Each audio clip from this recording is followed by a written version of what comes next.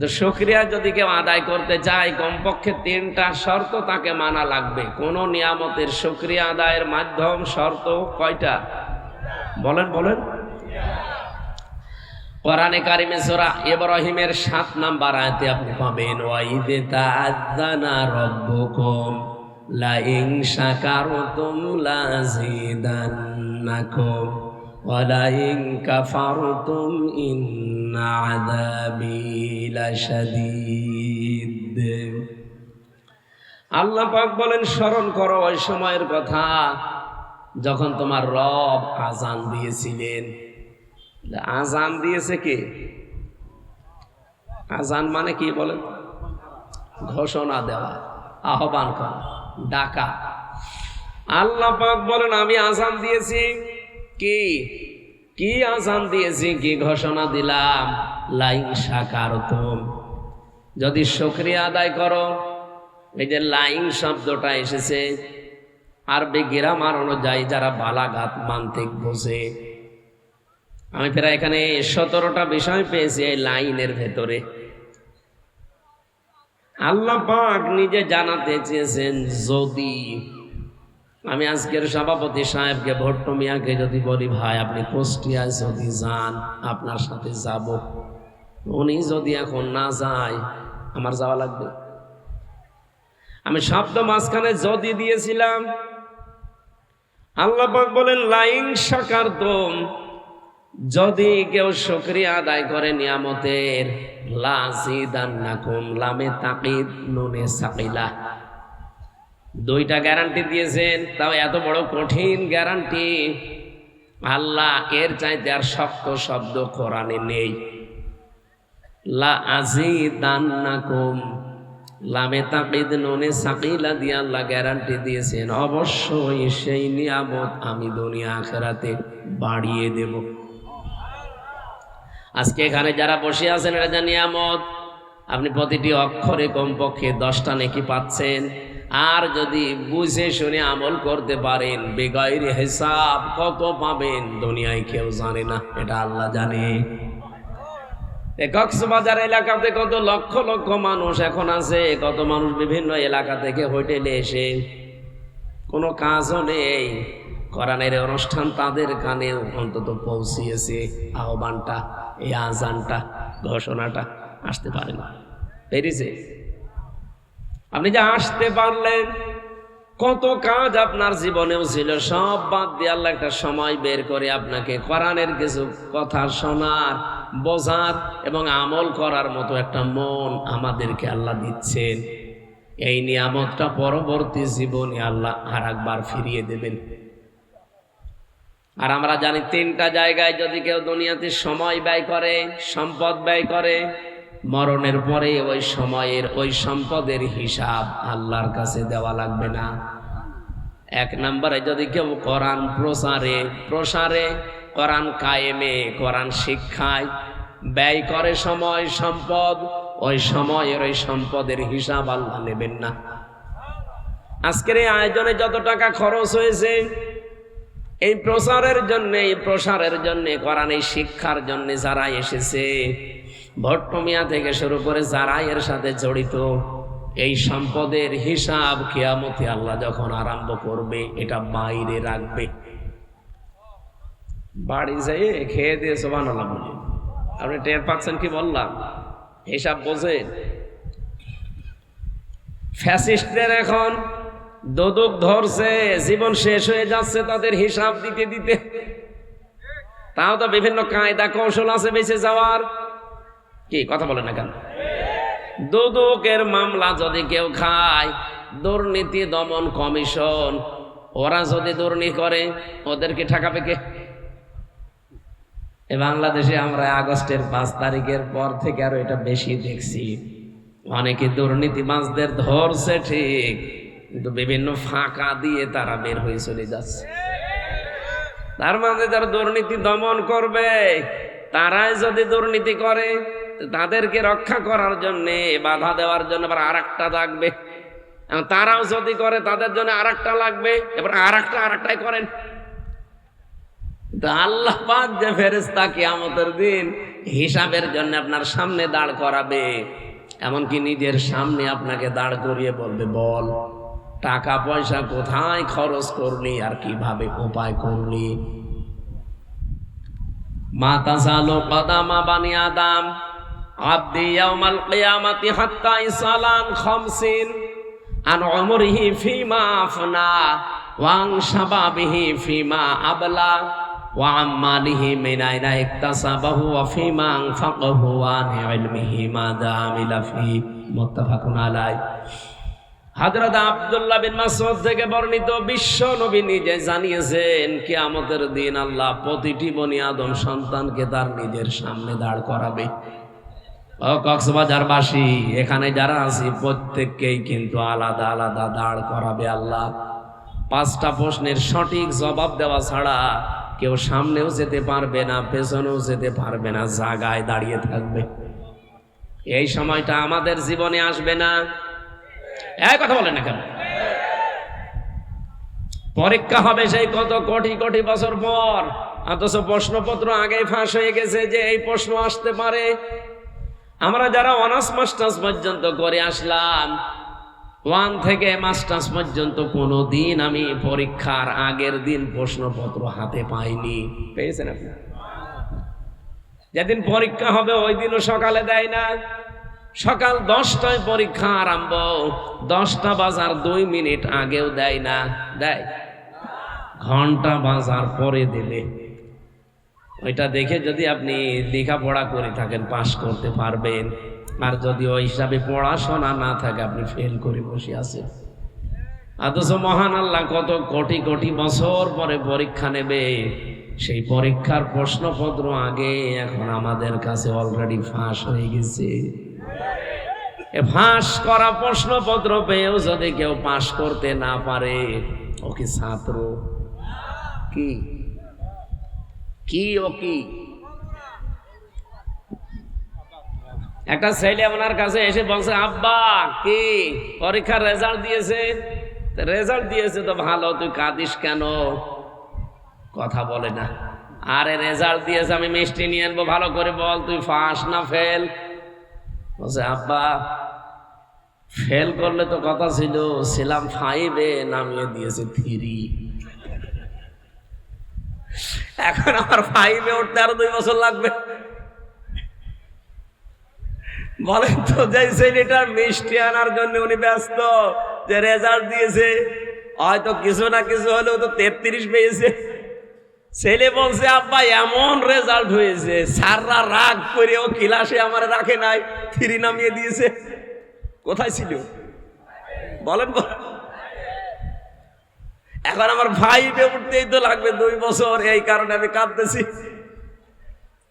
প্রশ্নপত্র ফাঁস হয়ে যাওয়ার পরেও যদি আমাদের মতো মানুষ আমরা ফেল করি, বুঝতে হবে আমি ছাত্র না। এই কথা বোঝেন আমার? এই 5টা প্রশ্নের সঠিক জবাব দেওয়া ছাড়া তা না না না না, ফাঁক ফকড় দিয়ে চলে যাবেন না, সঠিক জবাব দেওয়া লাগবে। 1 নম্বর একটা জীবন দিয়েছিলাম, কি করে ব্যয় করলে ওটা বল। 2 নম্বর একটা যৌবন দিয়েছিলাম 15 থেকে 45, এই সময়টা কি করে ব্যয় করলি বল। 3 নম্বরে কি করে সম্পদ উপার্জন করেছিল, ওই রাস্তাগুলো বল, দেখি তোর রাস্তাগুলো ঠিক আছে কিনা। 4 নম্বরে কোথায় কোথায় দিয়েছিস ওইটা বল। আমার মনে হয় 4 নাম্বার জায়গায় অনেক মানুষ ধরা খেয়ে যাবে। সম্পদ যে কোথায় ব্যয় করে ও নিজেও জানে না, অথচ সম্পদগুলো তো আপনি কতদিন আগে আমার আল্লাহর কাছে বিক্রি করে দিয়েছেন, যেই দিন আপনি বলেছেন লা ইলাহা ইল্লাল্লাহ। এ কালেমা পড়ার মানে হচ্ছে আমার জীবন, আমার মরণ, আমার বেঁচে থাকা, আমার মরে যাওয়া, আমি সব আল্লাহকে অলরেডি দিয়ে দিয়েছি।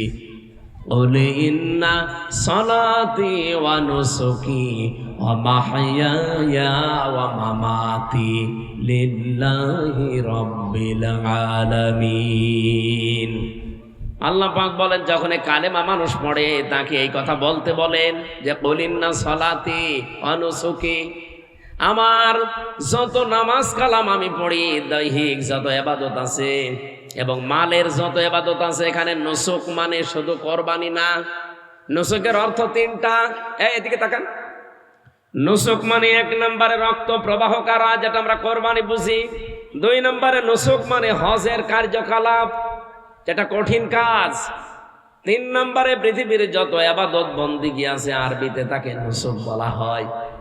এই যত রকমের কিছু আমি করেছি সব আল্লাহকে অলরেডি দিয়ে দিয়েছি। এমনকি আমি যদি বেঁচে থাকি আল্লাহর জন্য বেঁচে থাকবো, যদি মরেও যাই আমি আল্লাহর জন্য মরব।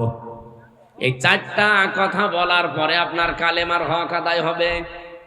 এজন্য এই আয়াতের ব্যাখ্যায় আমার আল্লাহ আর একটা আয়াত সূরা তাওবায় দিয়েছেন, ইন্নাল্লাহা আশতারা মিনাল মুমিনিনা আনফুসাহুম ওয়া আমওয়ালাহুম বিআন্না লাহুমুল জান্নাহ। অবশ্যই আমি আল্লাহ মুমিনের কাছ থেকে কিনে নিয়েছি তার জান আর তার মাল, বিনিময়ে আমি আল্লাহ তাকে জান্নাত দিয়ে দিয়েছি। আমার প্রশ্ন হচ্ছে এখানে ক্রেতাকে আন্দাজে বলবেন না। ইন্নাল্লাহা আশতারা মিনাল মুমিনিনা, অবশ্যই আমি আল্লাহ নিজে ক্রয় করেছি। সুতরাং ক্রেতা যে সে না দুনিয়ায় কে? আরো জোরে বলেন। আল্লাহ নিজে স্বয়ং ক্রেতা বিক্রেতা। আমরা বললেন কি করে আপনি? না আমি না আমরাও না, মিনাল মুমিনিনা। আল্লাহ বলেন আমি জাত তার কাছে কিনতে চাই না, আমি কিনতে চাই শুধু মুমিনের কাছ থেকে। এখন আপনি যদি বলেন আমি মুমিন না মানে আমি আব্দুল মুমিন, আপনি আব্দুল মুমিন হতে পারেন, কিন্তু মুমিন হওয়ার জন্য কিছু শর্ত লাগে। নবীজিকে সাহাবী প্রশ্ন করলেন, হে নবী আমি যে মুমিন এটা আমি টের পাবো কি করে? বিশ্ব নবী বলেন, ইদা সাররাতকা হাসানাতুকা ওয়া সাআতকা সাজ্জিআতুকা ফা আনতা মুমিন। যখন তোমার ভালো কাজগুলো তোমাকে আনন্দ দেবে। আজকে এই যে কাজটা সত্যি করে মন থেকে বলেন তো, এটা কি ভালো কাজ না মন্দ কাজ? এটা কাজে আনন্দ লাগবে, ভালো লাগবে, খুশি লাগবে তাদের যাদের ঈমান আছে।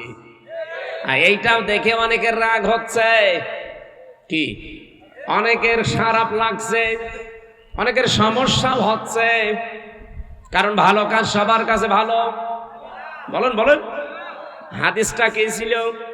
যখন তোমার ভালো কাজগুলো তোমাকে আনন্দ দেবে আর অন্যায় কাজ দেখলে তোমার ভেতর থেকে একটা বাধা আসবে, ফাংতা মুমিন, তখন বুঝবে যে তোমার ঈমান আছে। আপনি বলেন তো আপনার কিরকম মনে হয়?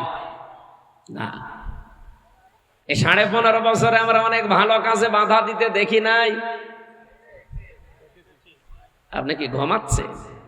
কোথায় কুষ্টিয়া, কোথায় কক্সবাজারের টেকনাফ, 1000 কিলোমিটার। এত দূর থেকে আমি আসার পরে মাহফিলে আমার উঠতে দেয়নি, বলে দরকার নেই, আপনি আবার ফেরত যান। এতটুকু যদি বলতো হুজুর ওঠার দরকার নেই বাড়ি চলে যান, তাও তো দোয়া করে চলে যেতাম। শয়তানরা আমার 1 কিলোমিটার তাড়িয়েছে। সে মাঠের ভেতর দিয়ে দৌড়াতে দৌড়াতে কোথায় উঠেছি আমি নিজেও জানি না। অবশ্যই আল্লাহু আকবার, নাউজুবিল্লাহ না বলে আল্লাহু আকবার। আমি দৌড়ানি খেয়ে মরি আর আল্লাহ। তার মানে এখানে বোঝা যাচ্ছে যে আমরা ভালো কাজে সবাই আনন্দ পাই না, এমনকি অন্যায় কাজেও সবার কষ্ট লাগে না, লাগে না। অনেকে অন্যায় কাজ করছে আনন্দ নিয়ে। কি কথা বলে না কেন? এই যে আনন্দ যদি আপনি অন্যায় কাজ করে পান, আর এই আনন্দ যদি একটা হয়, এদিকে তাকান, হয়নি, আবার তাকান। আপনি পৃথিবীতে যদি আনন্দ পান কোনো কাজে, ওই কাজটা যদি হয় কোনো অবৈধ কাজ, এ পর্যন্ত বোঝা যায়নি। না না, ভাষাটা কঠিন হয়ে যাচ্ছে, আমি সহজ করে বলছি। আপনি যদি আনন্দ পান কোনো কাজে, সুখ পান, কিন্তু কাজটা যদি হয় অবৈধ, আপনি কোন দিকে তাকিয়ে আছেন? আমি তো মনে হচ্ছে এদিকে তাকাননি। ভালো করে আমি আবার বোঝাচ্ছি, আমি রিপিট করছি বারবার, এখানে কারণ আছে। নবীজিও একটা কথা গুরুত্বপূর্ণ হলে 3 বার বলতেন, কি, কিন্তু বিনা কারণে উনি কোনো কথা বলতেন না।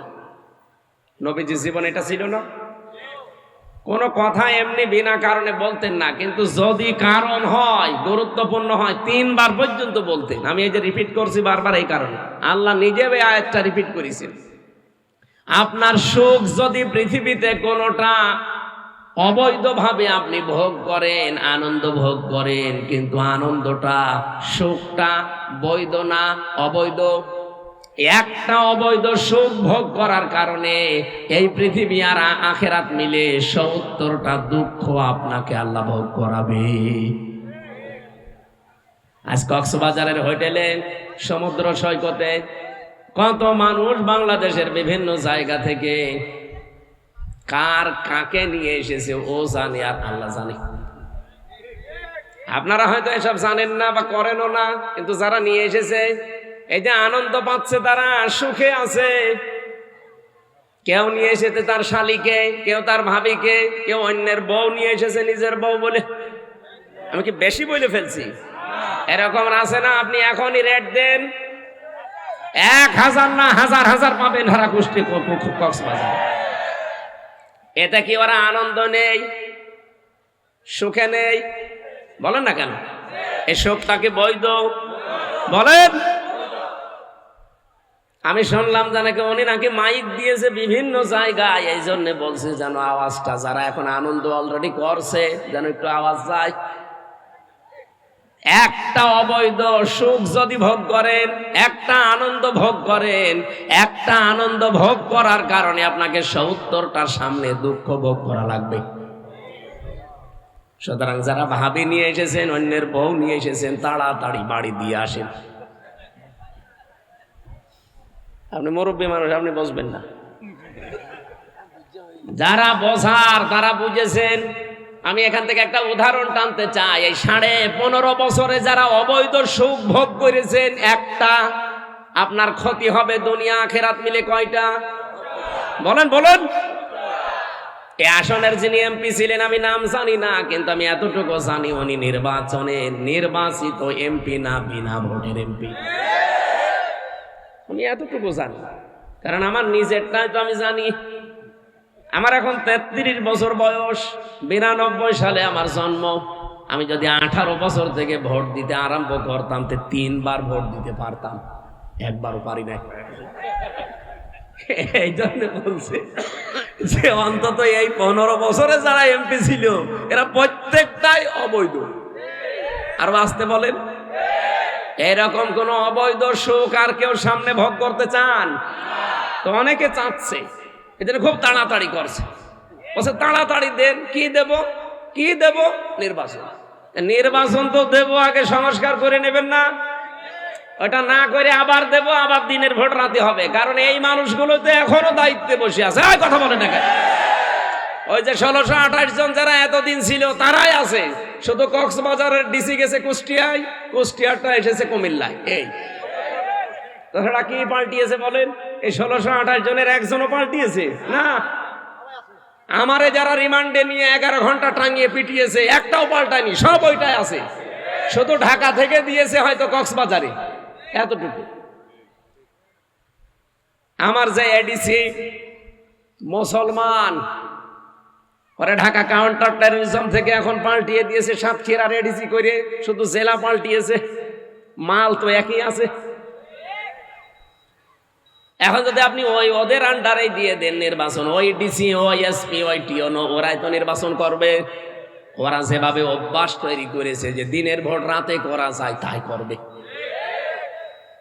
আমার সাথে জেলখানায় এই 3 বছর এক এসপি ওসি ছিল, ও যে দিনের ভোট রাতে করেছে, ও নিজে প্রমাণ করছিল। মাঝে মাঝে আমার কাছে, আমি তো পাশে ফাঁসির কন্ডেম সেলের ভেতরে থাকতাম, আমার 24 ঘন্টা তালা লাগিয়ে রাখতো, কারোর সাথে কথা বলতে দিত না। সিসি ক্যামেরা দিয়ে 2 জন কারারক্ষী আলাদা বসিয়েছে। যেহেতু উনি ওই দলের লোক, তো আর ওনার ভেতরও একটা পাওয়ার আছে। নাম শোনেননি? এই ওসি একদিন আমারে যে বলছে, হুজুর আমি একটা তাওবা করেছি, দেখেন তো। কি বলছে? এই যে নির্বাচন গেল, আমি বাইরে ছিলাম, রাত 12টার পর থেকে আমার লোকজন দিয়ে আমি ভোট কাটা আরম্ভ করলাম। বাক্সগুলো ভর্তি করে আজান দেওয়ার আগে আগে সব জায়গা মতো পাঠিয়ে দিলাম। এরপর আমি গোসল করলাম, ওযু করে 2 রাকাত তওবার নামাজ পড়লাম। এরপরে বললাম আস্তাগফিরুল্লাহ। হুজুর আমার এই তওবা কি হয়েছে? না, তওবা হয়নি, ইয়ার কি হয়েছে? এর নাম কি তওবা? আপনি কি দোষ আল্লাহর কাছে করেছেন যে আস্তাগফিরুল্লাহ পড়ছেন? দোষ করেছেন আপনি হামজার কাছে। কারণ একটা এমপি বানাতে 3.5 লাখ 4 লাখ হামজা লাগে, তাদের সব ভোট আপনি নিজেই দিয়ে দিলেন। তাহলে আমি তওবা করবো কি করে? হ্যাঁ, আপনার তওবার একটা পদ্ধতি আছে। আপনার তো 8 বছর জেল, বের হয়ে যখন যাবেন, আপনি তো ভেনির দায়িত্বে ছিলেন, তখন ওই 2 থানা মিলে যত মানুষ বাস করে ভোটাররা, যাদের ভোট আপনি নিজেই দিয়ে দিয়েছেন, এই 3.5 থেকে 4 লাখ মানুষের কাছে যে মাফ চাবেন যে ভাই আমার ভুল হয়ে গেছে, আপনারা আমারে মাফ করে দেন। ওরা যদি বলে ঠিক আছে মাফ করে দিলাম, তে মাফ পাবেন। যদি বলেন না প্রত্যেকে একটা করে থাপ্পড় দেব, তাই খাবেন। কি কথা বলছেন? আরে ভাই, দুনিয়ায় একটা থাপ্পড় খেয়ে যদি মাফ করে দেয় দাও তো ভালো, কিন্তু কিয়ামতের দিন তো 70টা ঝামেলায় পড়বেন। যদি ওরা মাফ না করে, ওরা যা বলবে আপনাকে তাই করা লাগবে দুনিয়ায়। কারণ এটা আল্লাহর হক না, এটা বান্দার হক। হকুল ইবাদ একটা আর হকুল্লাহ একটা। আপনি আস্তাগফিরুল্লাহ পড়বেন কখন? যখন আল্লাহর হক নষ্ট করবেন। আর বান্দার হক যখন নষ্ট করবেন, আস্তাগফিরুল্লাহ হবে না। যার কাছে দোষ করেছেন তার কাছে মাফ চাওয়া লাগবে। সবচাইতে ভয়ঙ্কর বিষয় আপনার জন্যে, আপনি 8 বছর পরে জেল থেকে বের হয়ে দেখবেন এই 3.5 লাখ 4 লাখ হামজার মতো মানুষ অনেকেই দুনিয়া থেকে বিদায় হয়ে গেছে। আপনি তাদের কাছে মাফ চাবেন কি করে? সুতরাং এই জালেমাকে টিকিয়ে রাখার জন্য যারা চেষ্টা চালিয়েছেন, ডাইরেক্ট ইনডাইরেক্ট, প্রত্যেকের জীবনে কলঙ্ক, প্রত্যেকের সামনে ধরা খাবেন। একটা একটা সুখ যারা পেয়েছেন, এক একটা সুখের জন্য 70টা দুঃখ আপনার কপালে দুনিয়া আখেরাত মিলে আল্লাহ লিখে রেখেছে। এবার আপনি ওইগুলো পাবেন, এরপরে অন্য কিছু। আমি তো আপনাদের এমপির নাম জানি না, এই জন্য উনি চেয়েছিলেন না কেন।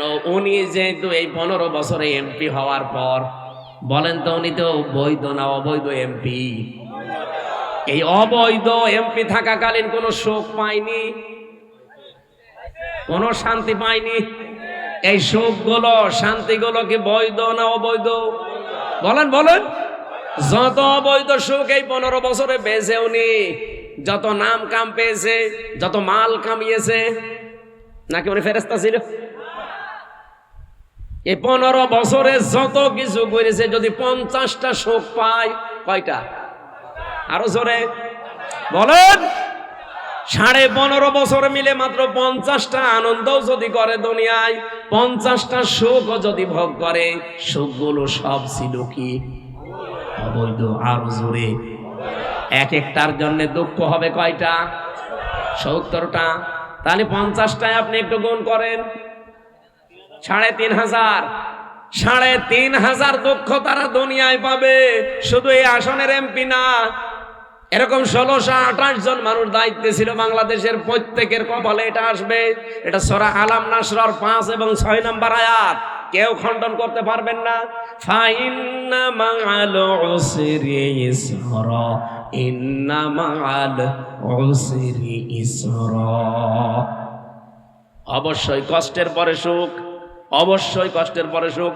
আল্লাহ রিপিট করলেন 2 বার। আল্লাহ কষ্টের আগে আলিফ লাম দিলেন, এর আগে মা দিলেন। যে কষ্টের আগে আলিফ লাম দিয়ে নির্দিষ্ট করে দিলাম মারেফা। কষ্ট যদি হয় তোর একটা, ইসরা এর আগে আলিফ লাম নেই, এটা অনির্দিষ্ট না কেরা। এই জন্য পৃথিবীতে একটা সুখ যদি কেউ অবৈধভাবে ভোগ করেন, আপনাকে কষ্ট পাওয়া লাগবে দুনিয়া আখেরাত মিলে কমপক্ষে কয়টা? আরো জোরে। কক্সবাজারে বিভিন্ন রকমের যারা এসেছেন, কত সুখ আপনি ভোগ করছেন বলেন।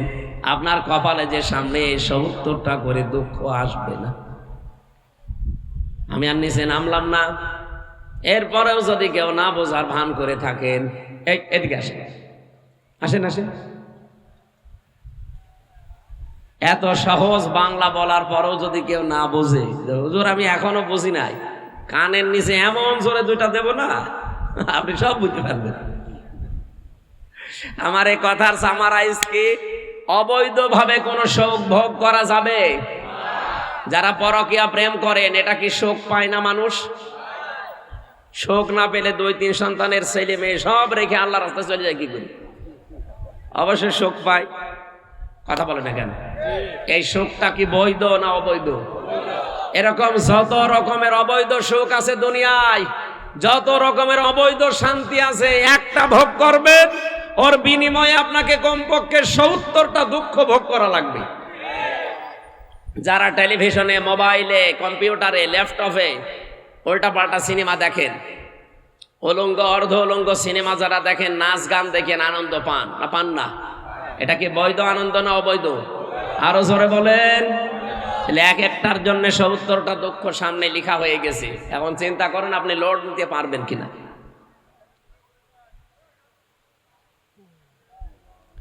কক্সবাজারবাসী, আমি যে আয়াত থেকে শুরু করতে চেয়েছিলাম তার নাম ছিল, পৃথিবীতে আপনি সম্পদ যদি খরচ করেন কোরআনের জন্য, কিসের জন্য?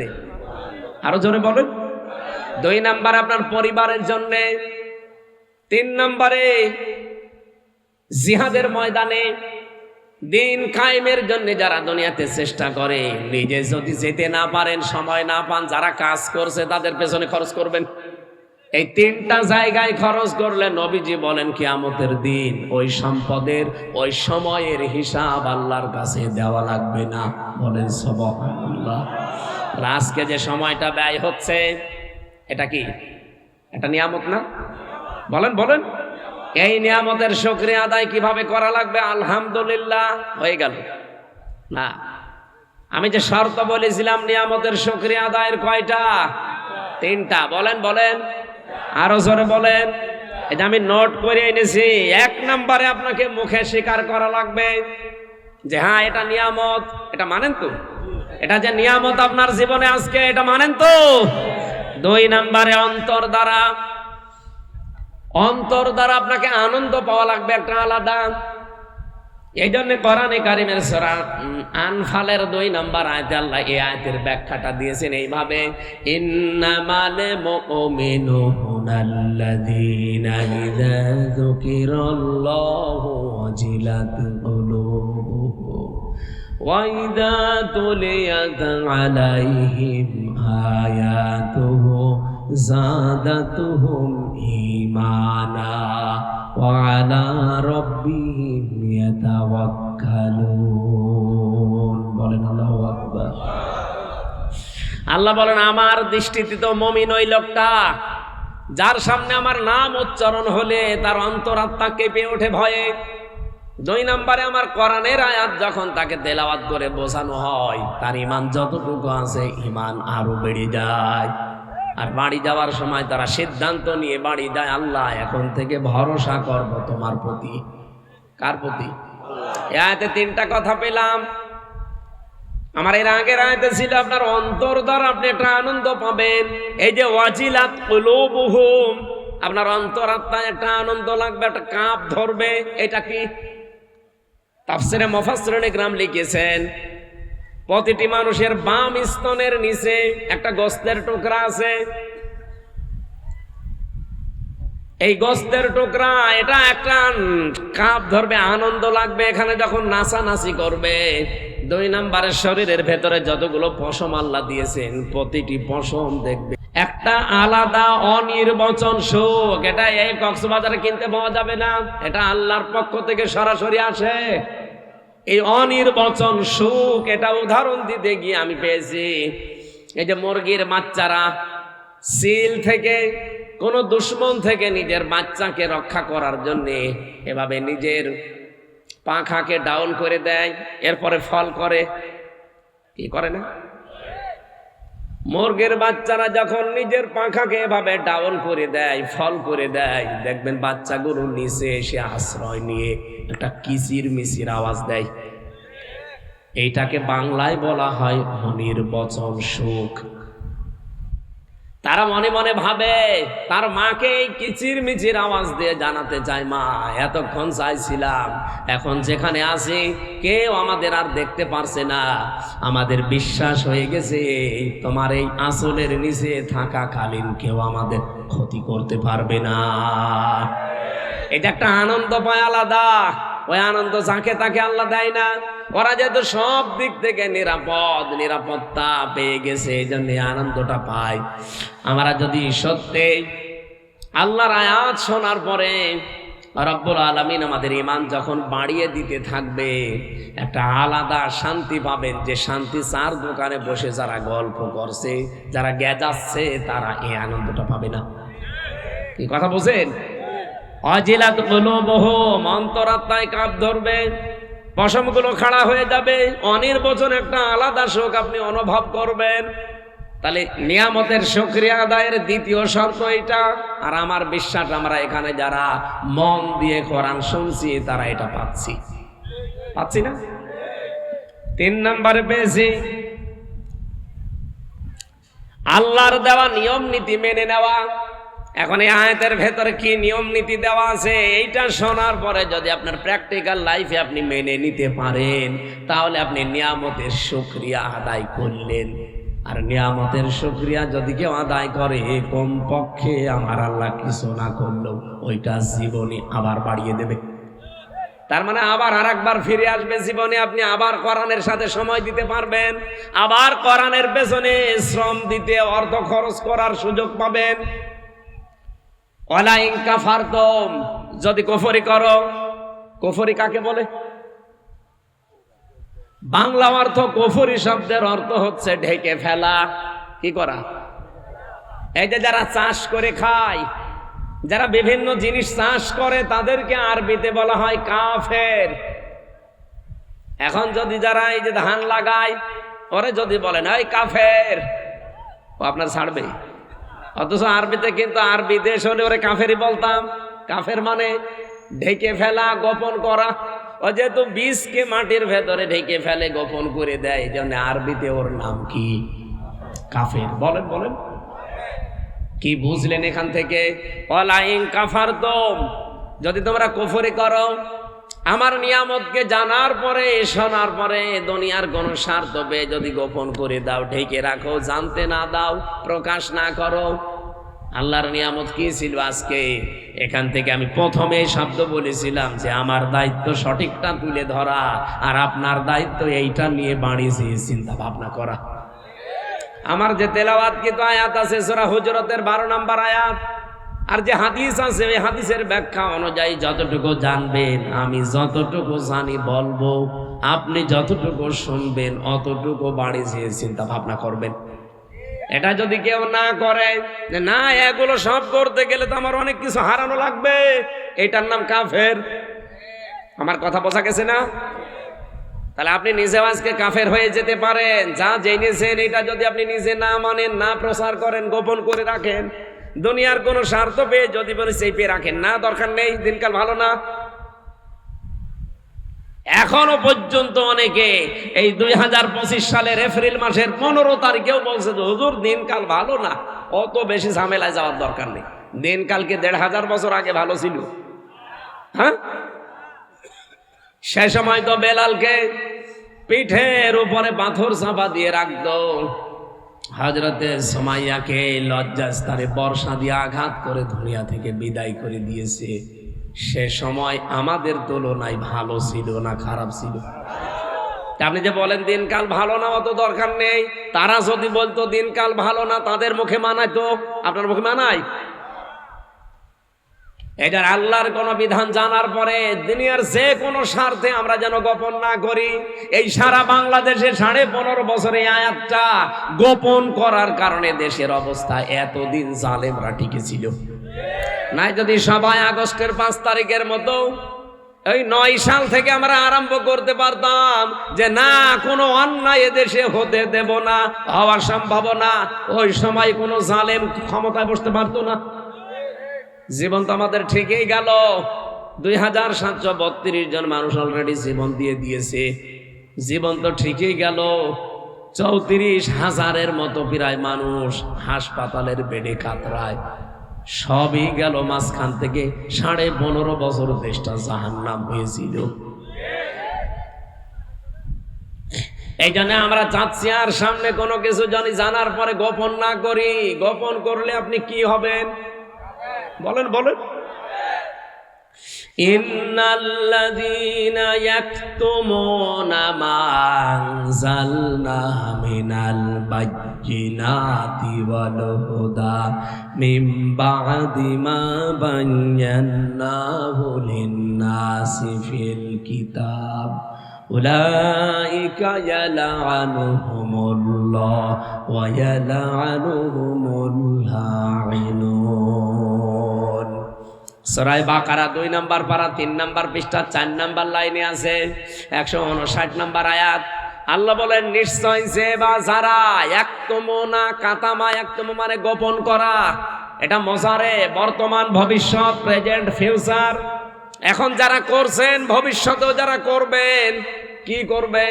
মা আনজালনা, যা আমি আল্লাহ নাজিল করেছি, মিনাল বায়্যিনাতি ওয়াল হুদা, স্পষ্ট দলিল আর প্রমাণ দিয়ে হেদায়েত সহকারে। এ কোরআনে আল্লাহ যা দিয়েছেন বলেন তো সব স্পষ্ট না অস্পষ্ট?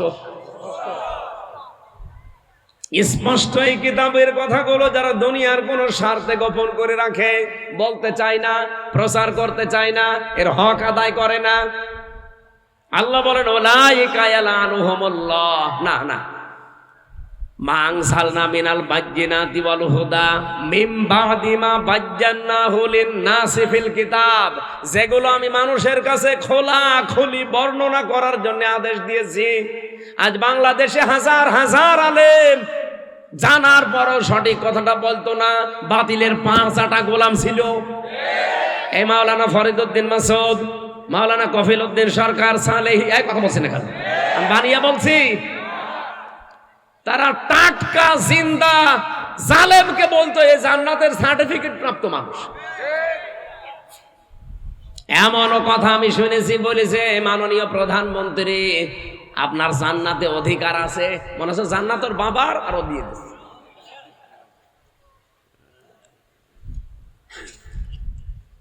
এই আলেম নামে এই জালেম গুলোর কারণে 15.5 বছরে এই জালেমা টিকেছিল, তাছাড়া এতদিন টিকার কথা না। আমরা বলি একরকম, জালেমরা যে বোঝায় আর একরকম।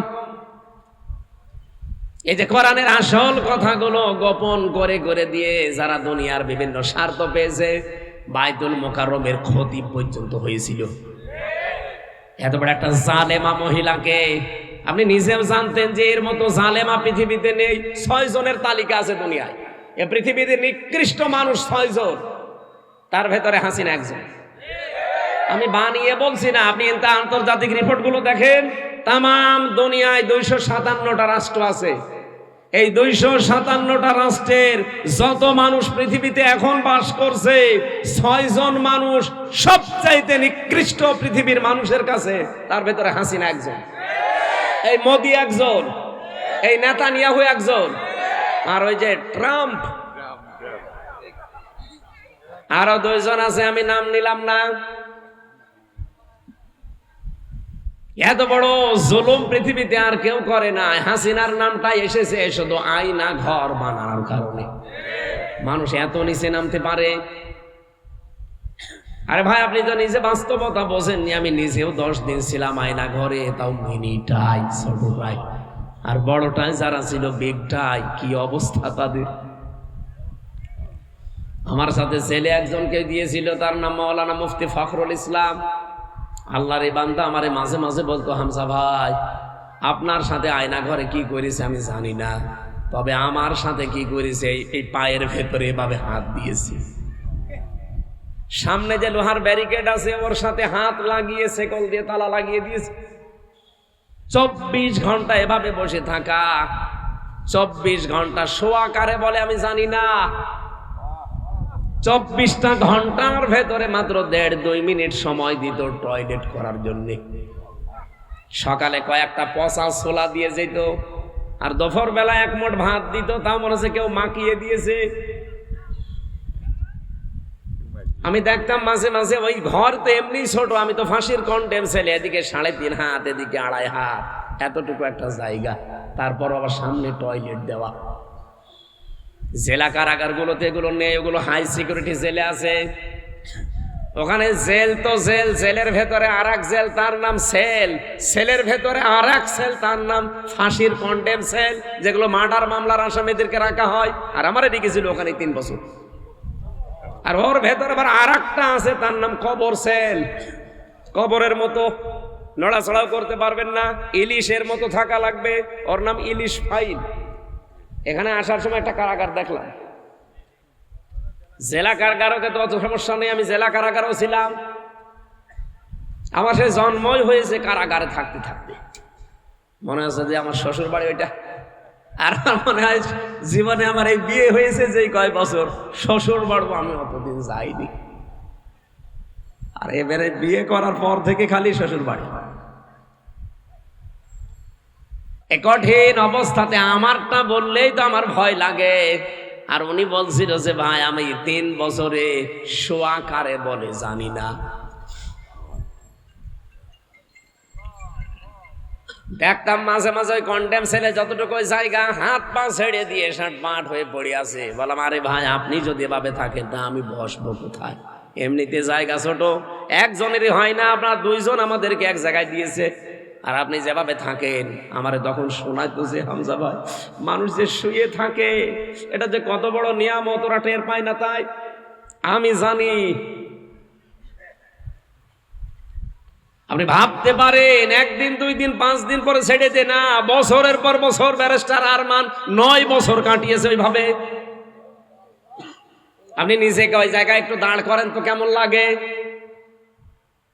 আপনি পারবেন?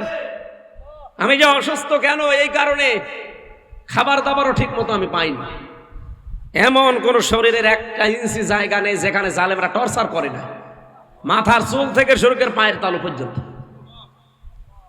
এখন অনেকে এখনো পর্যন্ত জালেমের পক্ষে সাফাই গায় যে কি হয়েছে, বুবু চলে গেল, কি হয়েছে তোমার তো সাথে হয়নি, তোমার সাথে যদি এরকম হইতো তুমি টের পেতে। আমি নিজে ভিকটিম, আমি হালকা পাতলা টের পাচ্ছি। আমি এই যে চেয়ারটা সরিয়ে দিয়ে এটা নিয়ে আসলাম কেন, মানে আমার বললাম না পেছনে এমন অবস্থা, আমি বসতে পারি না। নরম জায়গা ছাড়া বসলে 2-3 মিনিটের ভেতরে আমার পেছনে ব্যথা করে। এই জন্য বললাম ওই চেয়ার সরিয়ে দেন, এটা দেন যেন একটু বসে থাকা যায়। ও চেয়ারে বসলে আমার 10 মিনিট পর পর ওঠা লাগবে।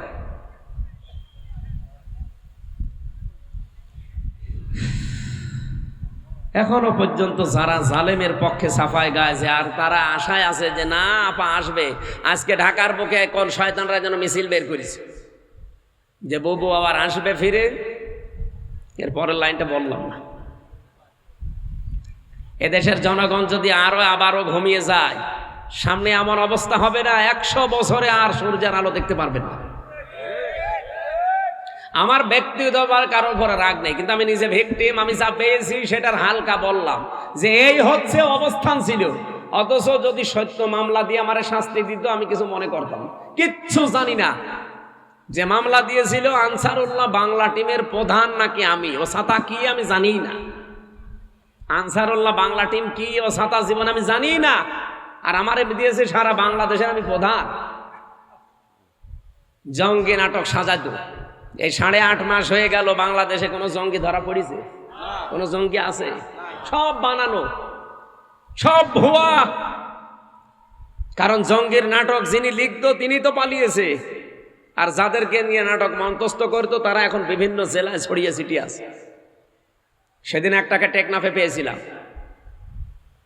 পরে বদলি করে এখানে দিয়েছে, ওর নামে বিভাগীয় মামলা হয়েছে, এখন টেকনাফে আছে চুরি করে। আমারে বলছো হুজুর মাফ করে দিয়ে, বলে মাফ করবো, আমার টাকাগুলো ফেরত দেবে। কারণ আমার বাবার কাছ থেকে যত টাকা নিয়েছেন, টাকা আগে ফেরত দেবেন, এরপরে মাফ হবে।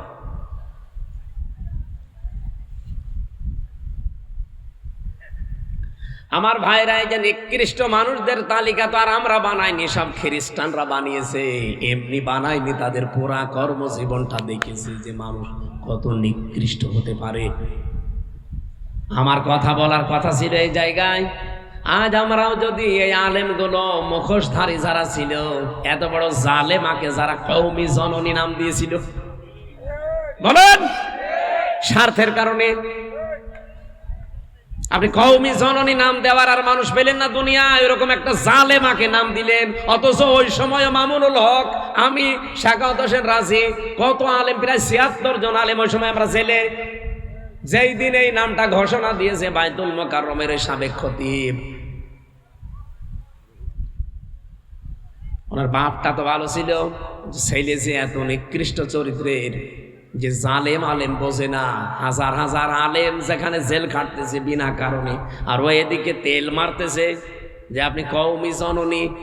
ওই দিনই জেলখানে ওনার নামে বরদোয়া হয়েছে, যে করলো কি ও, কওমি মাদ্রাসা পুরা ডুবিয়ে দিল এক কথায়। আজ আমরা যদি গোপন না করতাম, এই জালেমরা এতদিন টিকে থাকার কথা ছিল না। যারা গোপন করে নাই, সঠিক কথা বলতো, তারাই জেল খেটেছে, তারাই গুম হয়ে গেছে। আমার বিশ্ববিদ্যালয়ের কুষ্টিয়ার 2 জন এখনো গুম, আজ 10 বছর। তারা জানে না বেঁচে আছে না মরে গেছে, মুখাদ্দাস আর অলিউল্লাহ। ওই বাড়ি পিরোজপুরে একজনের বাড়ি ঝালুকাঠি। ওই এলাকায় মাহফিলে গেলে ওর বাবা হাউ মাউ করে কান্নাকাটি করে, 10 বছর এখনো মনে করে যে আমার ছেলে মনে হয় বেঁচে আছে। আমরা কোরআনের কোন বিধান জানার পরে যদি গোপন করি, জীবনে আর এই নিয়ামত আল্লাহ আমাদেরকে দেবে না, এতটুকু আল্লাহ শেষ করেননি। ইন্না আযাবি লাশাদীদ, কঠিন ভয়ঙ্কর আযাবের দিকে তোমাদেরকে আমি আল্লাহ ফেলে দেব। সুতরাং আমরা নিয়ামতের শুকরিয়া আদায় শুধুমাত্র আলহামদুলিল্লাহ বললাম হয়ে যাবে না, তা না। 1 নম্বরে আপনাকে এটা স্বীকার করা লাগবে নিয়ামত। 2 নম্বরে অন্তরে একটা আলাদা শান্তি পাওয়া লাগবে। 3 নম্বরে যা শুনবেন ওই অনুযায়ী আমল করা লাগবে। এই 3টা শর্ত মেনে নিলে আল্লাহর ঘোষণা লাযিদান্নাকুম, অবশ্যই ওই নিয়ামত দুনিয়াতে আবার দেবে। আমরা চাই না বারবার আমাদের জীবনে কোরআন ফিরে আসুক? এক কথা বলেন, কথা বলেন। সারাটা জীবনই যদি কোরআনের পেছনে ব্যয় হয়, তো কিয়ামতের দিন তো জবাবই দেওয়া লাগবে না। তা আমি দুনিয়ার অন্য কোনো কাজে আমার সময়, আমার অর্থ ব্যয় করব কোন কারণে? আমি কি পাগল হয়ে গেছি? আমি তো ব্যয় করতে চাই এমন জায়গায় যে চোখ বন্ধ হলে যেন আমার আর হিসাব দেওয়া না লাগে। কিন্তু আপনি এমন এমন জায়গায় ব্যয় করছেন, হিসাব দিতে দিতে আপনি মরবেন। পৃথিবীর এই জমিনটা কিন্তু পুরা ধোঁকা ভাই। আমি 3 বছর জেলে না থাকলে এইটা আমি আন্দাজ এখনো করতে পারতাম না, শুধু অনুমানে থাকতাম। ধোঁকা দুনিয়ায়, আল্লাহ নিজে জানিয়েছেন ওমাল হায়াতুদ দুনিয়া ইল্লা মাতাউল গুরুর। পৃথিবীর এই জমিনটা পুরা ধোঁকা, খেলতামাশা, এ প্রতারণা ছাড়া আর কিচ্ছু না। চোখ বন্ধ হোক এখন আপনার, আমি এখন মারা যাই, আপনি খালি খবর পাঠান ম্যাডামের কাছে কুষ্টিয়ায় যে উনি পটল তুলেছে। ও কি করবে? কান্নাকাটি করবে। খাওয়া দাওয়া বন্ধ হয়ে যাবে 2-3 দিন, 7 দিন পরে দেখবেন স্বাভাবিক হয়ে গেছে। কি কথা বলছেন? 4 মাস 10 দিনের ভেতর ওর মার বাবা ইচ্ছা করে হোক অনিচ্ছায় হোক ওর বিয়ে দিয়ে দেবে। কি? আর এটা যেহেতু নিয়ম আছে দেবে। 4 মাস 10 দিনের ভেতরে যখন বিয়ে হয়ে যাবে অন্য জায়গায়, মাত্র 7 দিন সংসার করার পরে বলবে, ওর আব্বাকে কল দিয়ে বলবে, আব্বা হামজা তো আর কি ছিল, এখন যেটা পেয়েছি এটা 100 গুণ ভালো। অথচ ওর জন্য আমি করিনি কি, রাত দিন এক করে ফেলেছি। কি কথা বলছি না? আমরা অনেক স্বামী আছি তার স্ত্রীকে খুশি রাখার জন্য, সুখে রাখার জন্য, মা বাবাকে খুশি রাখার জন্য, সুখে রাখার জন্য, সন্তানাদির আখের গোছানোর জন্য অনেক মানুষ আমরা এখন এই পাগলামি করছি যে বাবা শাহজালাল সব হালাল। এরকম মানুষ নেই দেশে? আছে মানে আমরাই, আছে মানে আপনি এখান থেকে পরিত্রাণ পাওয়ার জন্য চেষ্টা চালান। এখানে এই ভট্ট মিয়া যদি এখন 100 বছর পরে এই কক্সবাজারে আসে, ওনার যে বাড়ি দেখলাম জান্নাত মনে হয়, দ্বিতীয় জান্নাত। এই বাড়িতে 100 বছর পরে উনি আসলে জীবনে ওনারে ঢুকতে দেবে না। কি কথা বললেন? আমি কি বানিয়ে বলছি? জীবনও না। আমি আমার নিজেরটা বলছি। আমার বাবার নাম রিয়াজউদ্দিন, তার বাবার নাম জাহান আলী, তার বাবার নাম নমাজ আলী। এরপরে আমি আর জানি না। হ্যাঁ, 3 পুরুষের পরে আমার জানি না, আর আমার জানার দরকারও নেই। কারণ আমি তাদের চিনিও না, তাদের নামও জানি না, তাদের জীবনে দেখিও না। আমি নমাজ আলীকেও দেখিনি, শুধু নাম শুনেছি। আমি আমার জাহান আলী পর্যন্ত চিনি, আমার দাদা, ওই দাদার বাপকে আমি দেখিনি। এবার বলেন তো, এনারে যদি জিজ্ঞাসা করেন ওনার বাবার নাম কি, বলেন। বেলায়েত হোসেন দাদার নাম, তার বাবার নাম আর মনে নেই। আমারও তো 3টা মনে আছে, ওনার 2টো মনে আছে।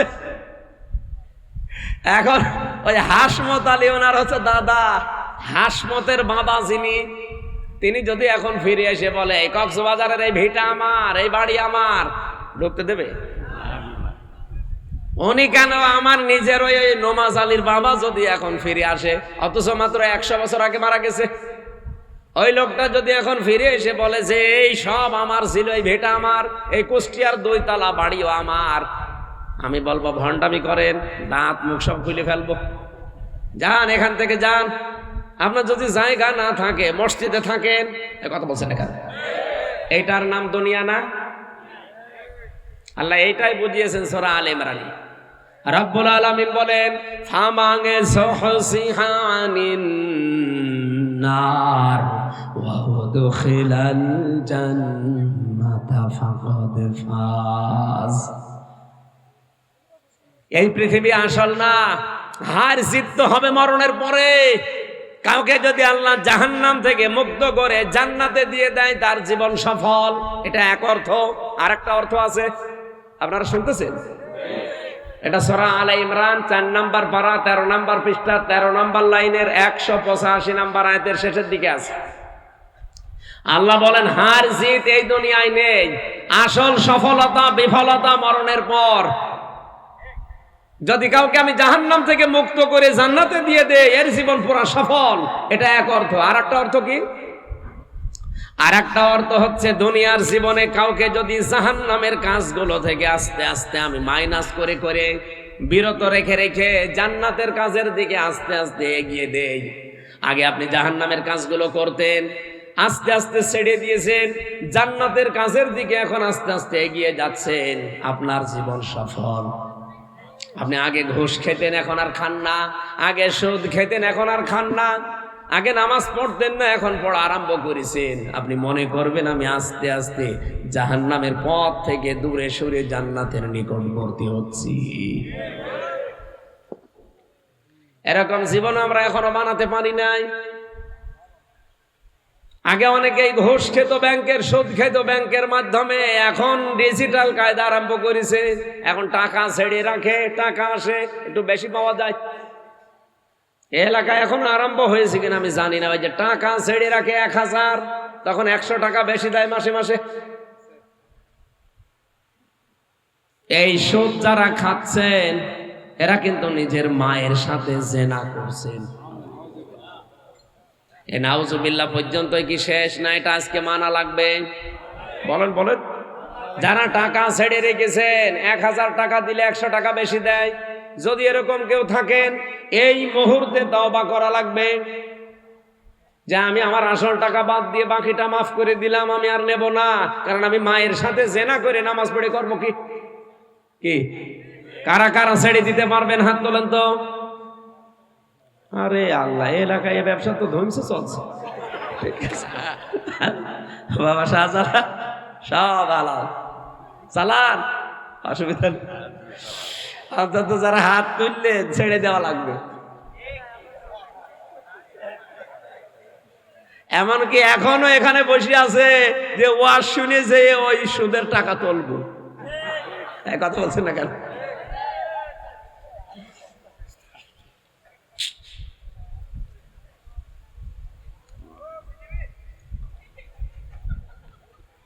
আপনাদের এলাকায় আসলে আমার একটু ভালো লাগে, কারণ এই এলাকার ভাষা আমি বুঝি না, তো আপনারা গালি দিলেও আমার মনে হয় দোয়া করছেন।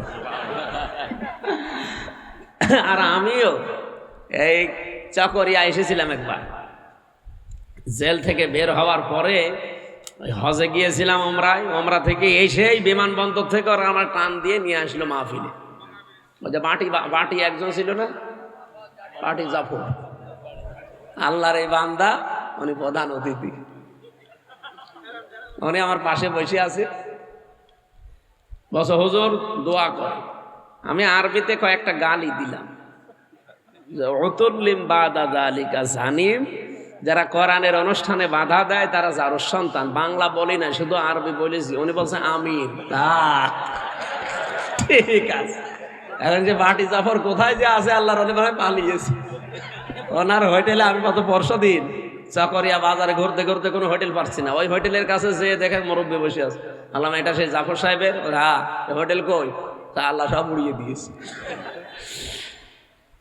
ওই দিন যে একটা আরবিতে দোয়া করেছিলাম, বদ দোয়া, উনি যে আমিন বললো, যদি বাংলা বলতাম ওই দিন আমিন বলতো না, আমার মা বেলে চুয়াল্লিশ ধারা দিত। এই জন্য এই কক্সবাজার চট্টগ্রামের ভাষা ভালোই হয়েছে, সাথে আমি বসিও না, আপনারা গালি মালিক দিলেও অসুবিধা নেই। আমরা কোরআনে কারিম থেকে সামাজিক একটা আয়াত পড়েছি, পরিবার এবং সমাজ, এই দুইটা নিয়ে। হাদিস পড়েছি একটা, ওটা পরিবার, সমাজ এবং রাষ্ট্র, তিনটা নিয়ে। আমরা এই পাঁচটা বিষয় সামনে রেখে আজকে একটু কথা বলতে চান। না মেলা সময় হয়ে গেল নাকি? থাকবেন তো আপনারা? ওহে যারা ইমানের দাবি করো, তাহলে আয়াত দ্বারা আল্লাহ কিন্তু তামাম কক্সবাজারের যারা আছে সবাই উদ্দেশ্য না কি? এদিকে তাকান ভাই। আজকের যে আয়াত, এটা কিন্তু বাংলাদেশে সবার জন্য না, এমনকি এই কক্সবাজারে যারা বাস করেন সবার জন্য না। আজকে আমি যে চুল কেটে আসলাম, যিনি আমার চুল কেটে দিচ্ছিল, ওর বুকের ওপরে একটা মালা দেখে আমি টের পেয়েছি যে দাদা। তার মানে ওনার জন্য আজকের আয়াত না, ওনার তো ইমানই নেই। কি কথা বলেন না? ওই যে নীলগিরি, কক্সবাজারে যে সমুদ্র সৈকতের আগে নীলগিরি যেটা আছে, ওই জায়গায় চুল কাটিয়েছিলাম। এমন ভাবে কেটে দিয়েছে টুপি খোলা যাচ্ছে না। এমনি আমার শরীরে মাংস নেই, জালেমরা সব শেষ করে দিয়েছে। চুল একটু ছেলে যাক লাগতো, এমন কাটা কেটেছে বাটি ছাট, আমার একদম বাটি করে দিয়েছে ওই বাটি। আজকে যেহেতু আয়াতটা সবার জন্য না, এই জন্য সবাই এখানে শোনার দরকার নেই। এই আয়াতটা শুধুমাত্র কাদের জন্য? ইমানদার। বলেন বলেন, ইমান আমাদের আছে তো? ওই যে ইমানের সংজ্ঞা বললাম, ভালো কাজ দেখলে আনন্দ লাগবে, অন্যায় দেখলেই ভেতর থেকে একটা বাধা আসবে। আল্লাহ এরকম ইমানদারকে ডাক দিয়ে বললেন, ইজিতা নিব, বেঁচে থাকবা। তুমি একা একা না, সবাই মিলে, বহু বছর। ইজিতা নিব, তোমরা সবাই মিলে বেঁচে থাকবা। ইন্না কাসীরাম মিনাজ জন্নি, অধিকাংশ ধারণা করা থেকে। আজ বাংলাদেশে ধারণা নেই, আসতে বলে।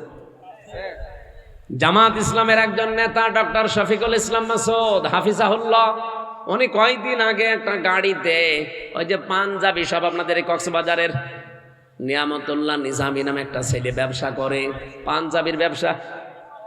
এই পাঞ্জাবি সব অনেকটা গাড়ি নিয়েছে, ওই গাড়িতে নাকি ভাই ঘুরছিল। এইটা নিয়ে দেখলাম তারপরের দিন তোলপাড় চলছে যে স্মার্ট গ্রুপের কাছ থেকে জামাত ইসলাম টাকা পয়সা খেয়ে। এটা একটা কথা বলবো, কোথায় স্মার্ট গ্রুপ আর কোথায় স্মার্ট পাঞ্জাবি? আপনি সঠিকভাবে কোনো তথ্য না জেনে আন্দাজে এক ধারণা করলেন, এটার দ্বারা কত ক্ষতি হয়ে গেল আপনার জীবনে জানেন? কারণ যারা এইভাবে আন্দাজে ধারণা করে, যে এলাকায় এই যে আন্দাজে ধারণা করা, এই রোগটা বেশি। যে জিনিস যে জানে না তার উপর ওই দোষটা চাপিয়ে দেওয়া, এই গুনাহ বেশি। ওই এলাকার মানুষের দোয়া কবুল হওয়া বন্ধ হয়ে যায়। কথা বুঝতেছে? তাহলে কত বড় অপরাধ বাংলাদেশে এরা করলো। যারাই করেছে তারা যদি, আল্লাহ বলেন ইজিতা নিব, বেঁচে থাকবা। কাসীরাম মিনাজ জন্নি, অধিকাংশ ধারণা করা থেকে। ইন্না যাবাদাজ জন্নি ইসমুন, কারণ অধিকাংশ ধারণাই হচ্ছে গুনার কাজ। কথা বলেন না কেন? রিকশা দিয়ে একজন চলে যাচ্ছে তার স্ত্রী নিয়ে, আপনি আন্দাজে এক ধারণা করলেন ও চরিত্র ভালো, মেয়ে লোক নিয়ে যাচ্ছে। আরে ভাই, ওটা তোর বউ অথবা বোন অথবা মাও হতে পারে, ওর আপন খালাও হতে পারে। যে 14 জন মহিলার সাথে দেখা করা যায় যাচ্ছে, তাদেরকে যদি আপনি নিয়ে যান, গুনাহ আছে। আপনার মা যেতে পারে, আপনার মেয়ে যেতে পারে, আপনার বউ যেতে পারে, আপনার ফুফু যেতে পারে, আপনার খালা যেতে পারে, আপনার ভাইয়ের মেয়ে যেতে পারে, আপনার আপন বোনের মেয়ে যেতে পারে, আপনার পুত্রবধূ যেতে পারে। এরকম 14 জন, কয়জন? এই 14 জন মহিলা যদি আপনার সাথে যায় আর আপনি আন্দাজে রাস্তায় দেখে একটা ধারণা করে দিলেন, এই আন্দাজে ধারণা করা কি কাজ? ছোটখাটো গোনা না, কবিরা গোনা। আল্লাহ বলেন বেঁচে থাকবে এই গোনা থেকে। ওয়ালা তাজাসসু, মানুষের পেছনে অনুসন্ধান করতে লেগে যাবা না। এটা আগস্টের 5 তারিখের পর থেকে বেশি আরম্ভ হয়েছে। একে অন্যের পেছনে লেগে আছে কি করে তার গোপন দোষগুলো ফাঁস করে মানুষের কাছে কালার করা যায়। ওয়ালা ইয়াগতাব বা'দুকুম বা'দা, একে অন্যের পেছনে গোয়েন্দাগিরি করবা না, লেগে থাকবা না সব সময়। রব্বুল আলামিন এতটুকু শেষ করে দিতে পারতেন, এবার একটা ভয়ঙ্কর কথা বললেন। এই যে নিজে যেই গোনা করে, এই গোনাটা আর একজনের উপরে চাপিয়ে দিয়ে তাকে কালার করে দেওয়ার চেষ্টা করে, নিজে সাদাবাজি করে আর এই দোষটা চাপিয়ে দেয় একটা ভালো মানুষের উপরে। বাংলাদেশে এই গোনা নেই? বলেন। ইসলামী ব্যাংকের নাম বলেন, অনেকে দেখি বলে আরে ভাই ইসলামী ব্যাংক যাদের ছিল তারা ফেরত পেয়েছে, আপনি আন্দাজে সাদাবাজ বলে তাদের নাম চালিয়ে দেন কোন কারণে? এতদিন যাদের কাছে ছিল তারাই তো ছিল সাদাবাজ, ছিনতাইকারী। তারা এটা ছিনতাই করে নিয়েছিল এতদিনে। এখন যাদের কাছে আছে এটা তাদের নিজেদের জিনিস, তারা নিজেরা ফেরত পেয়েছে, আর তাদের নামে আপনি সাদাবাজ বলে চালিয়ে দেন। যারা সাদাবাজি করেছে, ছিনতাই করে নিয়েছে। এই গণাটা যদি বন্ধ না হয়, আপনি নামাজ পড়েন, রোজা রাখেন, হজ করে এসেছেন, এগুলো সব লোক দেখানো হবে। আল্লাহ পাক বলেন আইয়ুহিব্বু আহাদুকুম আইয়াকুলা লাহমা আখি মাইতান, তোমাদের কেউ কি ভালোবাসো যে মরা ভাইয়ের গোশত খেতে? আপনাকে যদি এখন আমার এই মরা ভাইকে জবাই করে গোশত দেওয়া হয়, খাবে? অথচ ওই গোনা আপনি লিপ্ত, যারা মানুষের পেছনে লেগে থাকে। আর যেই গোনা যেই লোক করে নাই, ওই দোষ যদি কেউ ইচ্ছা করে তার উপরে চাপিয়ে তাকে কালার করে দেয়, ওই দোষ যতদিন আপনি না করবেন ততদিন আপনার মরণ হবে না। গত বছরের 1 বৈশাখ পালন করার সময় মাওলানা মতিয়ার রহমান নিজামী, আল্লামা দেলাওয়ার হোসেন সাইদি, অধ্যাপক গোলাম আজম, ইসলামী স্কলার যারা এদেশে অনেক আলেম ওলামার বিভিন্ন মূর্তি তৈরি করে 1 বৈশাখ পালন করেছিল, কার্টুন তৈরি করে, কথা বলছেন না? আর সেইটা 1 বছরের ব্যবধানে আল্লাহ পুরা উল্টিয়ে দিয়ে এখন হাসিনার কার্টুন তৈরি করে, তাও রাক্ষসী কার্টুন। যেই গোনা যে করে নাই, দোষ তার উপর চাপিয়ে দিলেন কেন? এখন নিজে যা করেছিলেন, যেই দোষ চাপিয়ে জনগণের সামনে কালার করার জন্য আল্লাহ আপনাকে পুরা 100 গুণ কালার করে দিয়েছে। আপনার চেহারা দেখলে এখন সবাই, কেউ কেউ বলছে এটা আমার শাশুড়ির মতো লাগছে। হ্যাঁ, একজন মহিলা বলছিল, দেখো বলছে আমার শাশুড়ি এরকম রাক্ষসী, এই মহিলাও এরকম রাক্ষসী মতো লাগছে। এ সম্পর্কে সূরা নিসা 5 নম্বর পারা 15 নম্বর পৃষ্ঠা 10 নম্বর লাইনের 112 নম্বর আয়াতটা আপনার জন্য আমার জন্য প্রযোজ্য, আপনি লিখে রাখেন। অমাইয়াক সিব খাতিয়াতান আও ইসমান সুম্মা ইয়ারমি বিহি বারিআন ফাকাদ হিতামালা বুহতানা ওয়া ইসমান মুবিনা। পৃথিবীতে অনেক মানুষ এমন আছে নিজেরা অন্যায় করে, পাপ করে, আর এই পাপটা যখন হয়ে যায় তখন একটা নিরপরাধ মানুষের ওপরে চাপিয়ে দিয়ে তাকে কালার করার চেষ্টা করে। এই লোকটা যেন নিজে প্রকাশ্য পাপের বোঝা বহন করে নিয়ে বেড়াচ্ছে। এরা যে পাপের বোঝা এতদিন বহন করে নিয়ে বেড়াচ্ছে, এটা আগস্টের 5 তারিখের পর থেকে আল্লাহ প্রমাণ দিচ্ছে। এই 15.5 বছরে যা করেছে, যত মারিং কাটিং করা, যত চুরি করা, যত অবৈধ কাজ করা, যত চরিত্রহীন হওয়ার জন্য কাজ করা, সব এখন জনগণের সামনে ওপেন হয়ে যাচ্ছে। এটা বুড়ো মানুষ, কাওয়া কাকুর মতো বুড়ো মানুষ, ওর নাকি রাত 12টা, 12:30, 1টা, 2টা পর্যন্ত নায়িকা লাগতো শুধু গা পাটিবার জন্য। বলেন সুবহানাল্লাহ। শরীর চলে না খাওয়া। আমি সিঙ্গাপুরে একবার ছিলাম, কি অবস্থা হয়েছিল বলেন তো। কাওয়া যেরকম কালো ওইরকম কালো হয়ে গিয়েছিল না? দৃশ্য দেখে তো আমারই ভয় লাগছিল যে আল্লাহ আল্লাহ দয়া করে একটু ফিরিয়ে দিল, আর এসে ইসলামের পেছনে লেগেছে। এখন কোথায়, এই যে এখন কিটা গান বেজেছে যেন, কোথায় আওয়ামী লীগ, কোথায় কাদের, কোথায় গেল ওই জালেমের? আমার মনে হয় কাওয়ারে যদি কেউ সামনে পায় ওর ফের মুসলমানই দিয়ে দেবে।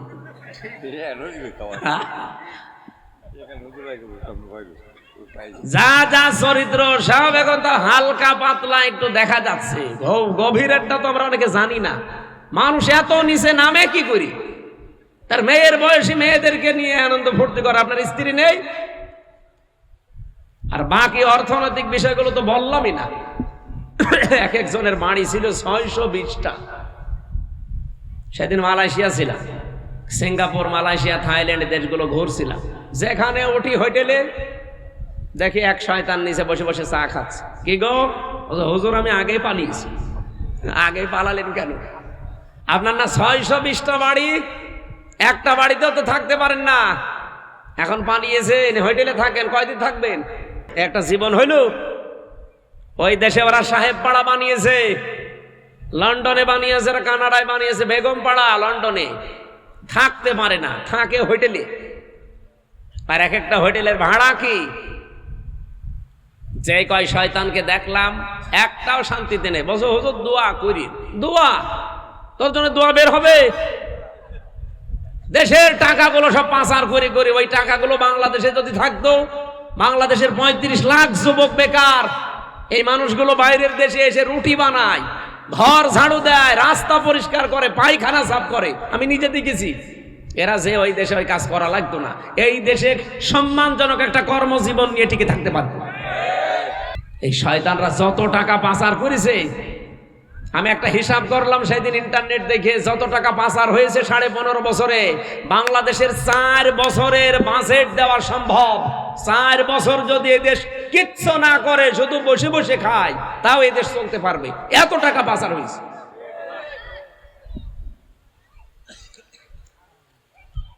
আর এখনো পর্যন্ত ওরা সাফাই গাছ, আমরা কি করেছি যে আমাদের মানুষ দেখতে পারে না। সেদিন হাসিনা একটা বক্তব্য দিচ্ছিল, দেখলাম ইন্টারনেটে, বলছে হ্যাঁ সবই দোষ আমার, সবই আমি খেয়েছি, আমার বোন যে এত খাইলো, আমার বোনের তো কিছু হয় না।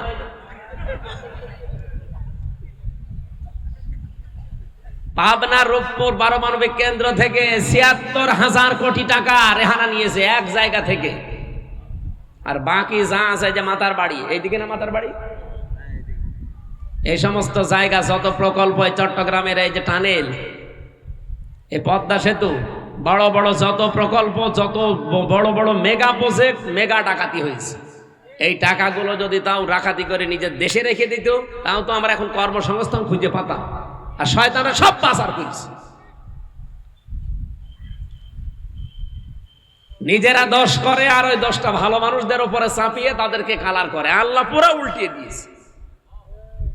দেখেন এই শব্দের দিকে তাকিয়ে, আও ইসমাং বারিয়াং ফাকাদ ইহতামালা বুহতান ওয়া ইসমাম মুবিনা। গীবত আর বুহতান এক জিনিস না। আপনার ভেতরে দোষ আছে, আমি যদি বাইরে বলি ওটা হচ্ছে গীবত। আর আপনার ভেতরে দোষ নেই, আমি যদি বানিয়ে বানিয়ে আপনার নামে দোষ দেই, ওটা হবে বুহতান। ওটা আরো মারাত্মক গুনাহ। গীবত করা মানে মরা ভাইয়ের গোশত খাওয়ার, বুহতান মানে কোন ভাইয়ের গোশত খাওয়া বলে। এই গুনাহগুলো চলছিল দেশে, এখনো চলছে। আল্লাহ তাআলা বলেন ওয়াত্তাকুল্লাহ, আমি আল্লাহকে ভয় করো। এই তাকওয়া মানে শুধু আল্লাহর ভয় না, এই তাকওয়া মানে সতর্ক হওয়া। তার মানে আমাদের জীবন আমরা এখন থেকে সতর্ক হব। ইন্নাল্লাহা তাওয়াবুর রহিম, অবশ্যই আল্লাহ আমাদের তাওবা কবুলকারী, তিনি রহিম। বলেন সুবহানাল্লাহ। হযরতে আবু যর থেকে বর্ণিত যে হাদিস ছিল, তিনি নবীকে বলেছিলেন, হে নবী, আমার বাড়ি থেকে আপনার এই জায়গা প্রায় 83-84 কিলোমিটার দূর। আমি তো এই পাহাড়ি রাস্তা বেয়ে বেয়ে সবসময় আসতে পারি না। আপনি আমাকে এমন কিছু দেন যেন এইটা নিয়ে আমি জান্নাতে যেতে পারি।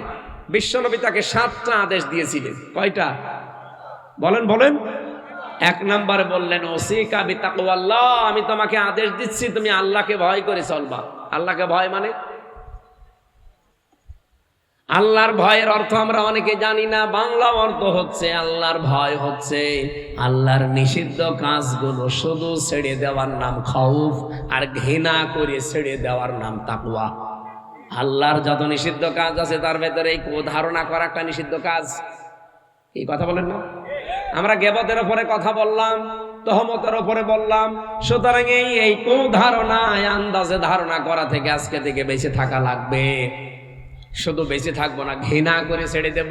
যেখানে গেবত হবে, মেয়েদের ভেতরে এটা বেশি হয়, এক জায়গায় বসলে শুধু গেবত, পরনিন্দা, পরচর্চা করা, এটা বন্ধ করা লাগবে। দরকার হয় চুপ থাকবেন, মাংসামাতা না যা, কথাবার্তারা যদি প্রয়োজন না হয় বলবেন না।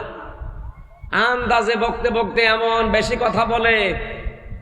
নবীজিকে প্রশ্ন করলেন সাহাবী, আমি যদি আল্লাহর তাকওয়া, ভয় এটা অর্জন করি, কি আমি পাবো? নবীজি বলেন, ফাইন্নাহু আজিয়ানু লিআমরিকা কুল্লিহি, পৃথিবীর যত কাজ আছে সব কাজের ভেতরে আল্লাহ দেখবেন তোমাকে একটা সৌন্দর্য দিয়ে দেবে। তোমার কাজ দেখলেই পৃথিবীর মানুষ বুঝবে না এটা অন্য ধরনের মানুষ। আল্লাহ এই যে আদেশটা, উপদেশটা আবু সরকেই দিয়েছিল নবীজি, না আমরাও আছি? আমরা আছি না? এই উপদেশগুলো জীবনে আমরা যেন মেনে চলতে পারি।